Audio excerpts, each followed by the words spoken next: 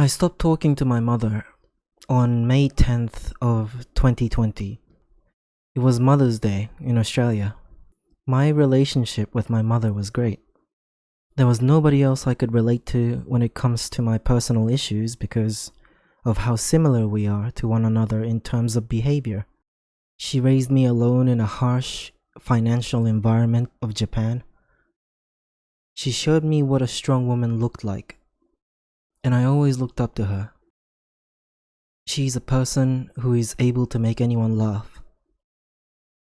She was my hero. But she's the type of person who couldn't say no. And that was why I cut ties with her.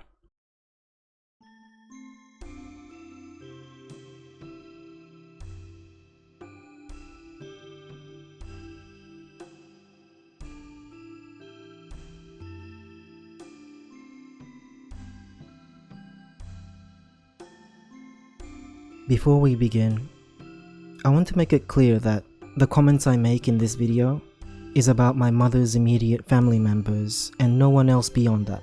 The rest of my family has been very kind to me, no matter how distant I may seem at times, and I owe them greatly for helping me out all these years. My family isn't exactly picture perfect, although I do realize there's no such thing as perfection. I didn't meet them until I moved to Australia in 2004. And with so much of myself that I have lost, I only had my mother's family to rely on. Over many years of being involved with them, they have become a large part of the turmoil that plagued me as I was growing up. I'm sure every one of you watching this have your own list of traumas that shaped you into the person you are today.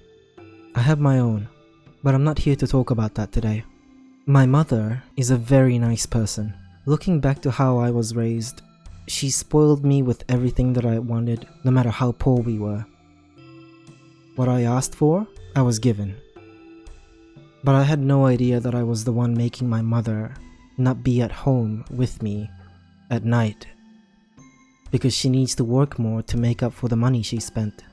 Sometimes we didn't even have enough money for food, and we had to borrow some cooking ingredients from her friends. But those friends didn't mind helping her because my mother had also been generous to them in times of need, because that's what my mother is like.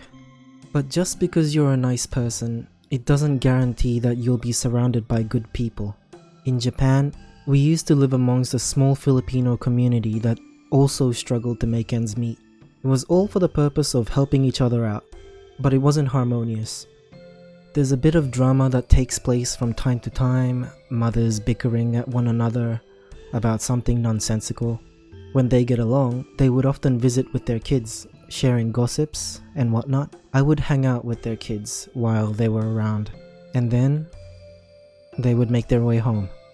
That was fine until I started noticing that some of my Game Boy games have been missing, and I found it in their home. My mother confronted their mother about it, but they were convinced that they bought those games for their children.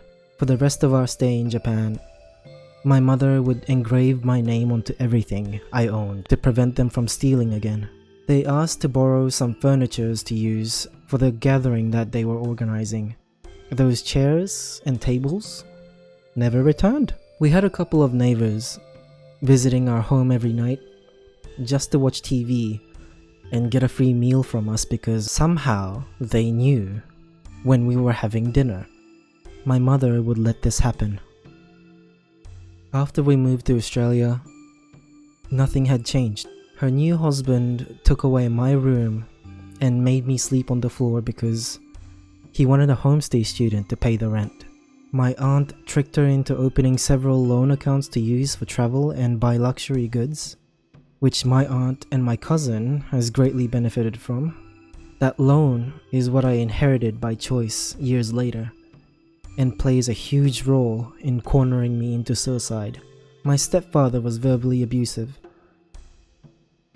I was consistently told that I was useless and brainless, with a side of profanities here and there, and she would let that happen.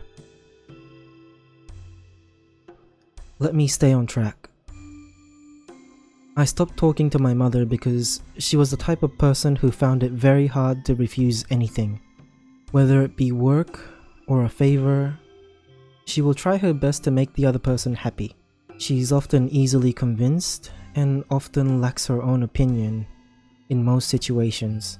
This is a deadly personality trait that invites a lot of awful people into her life. I see my mother as this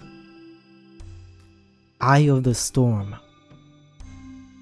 My mother, on her own, is relatively harmless, but who she surrounds herself with is the most destructive part of having her in my life. 10th of May, 2020 was Mother's Day. I visited her disability home that day and found out that my aunt had taken her away for the entire day. I was upset, and my frustration seeped through the phone call I made to my mother, which then prompted her to pass the phone to my aunt. I hung up. I left that house. I haven't seen nor spoken to her since. A month later, I came to a realization that I was less stressed out than usual. A year later, without associating with anyone from that part of my family, I'm having the most wonderful time of my life. And I'm not sure if that's okay. Everyone around me seems to have this expectation of having to keep in touch with your own parents because they don't have much time left on this planet. I've been told that I will regret it. I grew up being paranoid about many life events and possible encounters, but this is one thing that I'm not worried about, strange enough. I don't miss her. At all. I don't think I will miss her. I do miss the hero I looked up to. But she's been dead since I woke up from this long, awful dream.